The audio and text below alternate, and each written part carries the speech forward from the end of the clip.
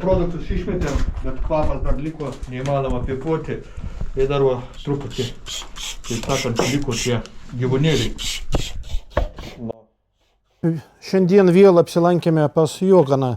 Tai vyras, kuris, mano nuomonė, turi tam tikrų psichologinių ir psichinių sutrikimų. Jis gyvena vienas. Plytelė. Nu, netgi bijau rodyti, kad žmona pamatys, kad galiu taip švariai išplauti. A vat kol išploviau, Michailas va dabar va deda maisto produktus, nu, kurie... Sprendėm dėti konservuotus, kad nelystų musės, o tos dalykus jam ant vieno karto ras pavalgo.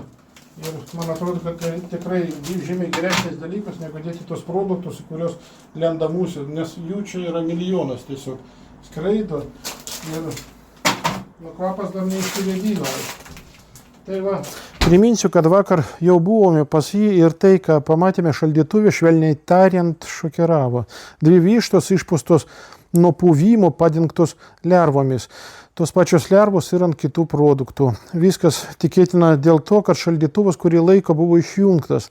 Elektra neveikia nei virtuvėje, nei tualete, nei kambaryje. Iš sienų kyšojo nuogi laidai.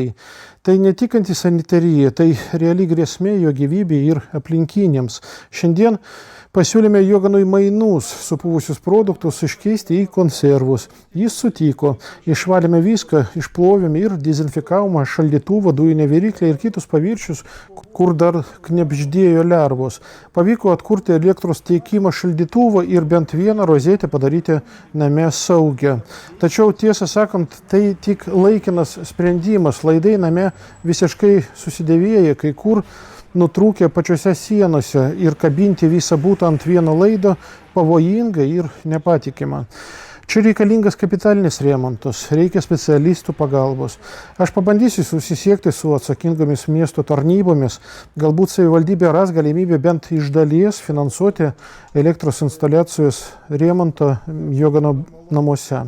Nes gyventi tokiamis sąlygomis tai jau nebeskurdas, tai tiesioginė grėsmė jo ir aplinkinių gyvybei. Так используй все, еще есть одна тряпка. Давай грязные тряпки сюда.